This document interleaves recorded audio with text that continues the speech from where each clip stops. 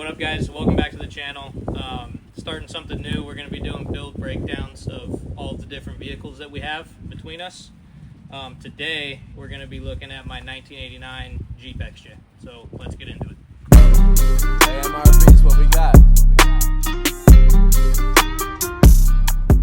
Alright, starting with the basics. I got this 2 years ago from a buddy at work.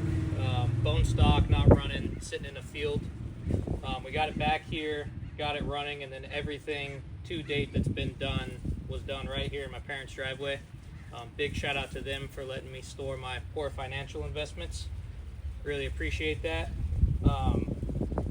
Starting right here, up front, we got a rough stuff weld it yourself front bumper. Badland 12K winch, which we've never had to use, so I don't really know how good it is, but it's there when we need it. Working our way down. Stock Dana 30 front axle. It's open. Haven't had any issues with it yet. To be determined how long it lasts. 488 gears, chromoly axle shafts. We're running a cab fab 3-link, and then their steering, track bar. Anything else important up here? We got roughly a 6-inch lift. It's TJ springs from Metal Cloak. They also fit a Jeep XJ. So we did those up front. We got bilstein 5100s, and then just cab fab diff cover. Nothing else super fancy up here. Working our way down the side. Wheel and tire package. They're 35, 12.5, 15-inch wheel. Falcon Wild Peak MTs. It's a Vision true beadlock aluminum. I forget the name off the top of my head. Rock sliders, just cheap, weld on. Don't remember the brand. Got them before Hammers last year. Just give us something. And then all the way down, front to back, we have rough stuff frame stiffeners. Those are a pain to install, and honestly, I'd probably never build an XJ again just because of that. Really horrible. Worst 2 weeks of your life when you do that. Laying down sparks, it sucks. Working our way down, nothing really fancy. Back here, the body back here is stock, except for the trim fenders. And then we got our awesome, door modification here from Last King of Hammers. Slid it into a rock on Turkey Claw. And yeah, I mean, it still opens, so whatever. What up, guys? Quick pause. Just want to say sorry about the wind noise. I know that sucks to listen to. Next time we will do better. Just bear with us for this one. Good enough.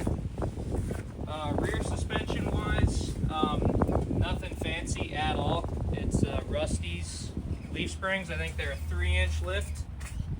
We got rough stuff shackles, and then it's a built 8.25 with a lunchbox locker and 488s.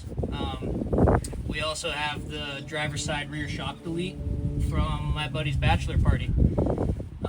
So we've had 2 sets of shocks now. We cannot seem to keep a shock on the left side for some reason. They keep breaking or falling off.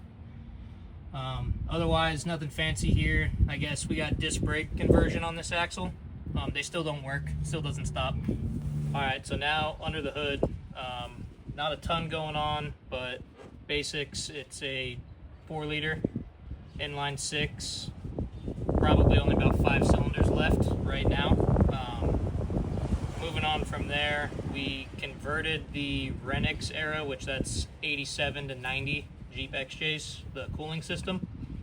So instead of having the closed cooling system with the stupid pressure reservoir, we now have an open cooling system. We did an aluminum radiator, triple electric fans, and then a normal reservoir down there on that end.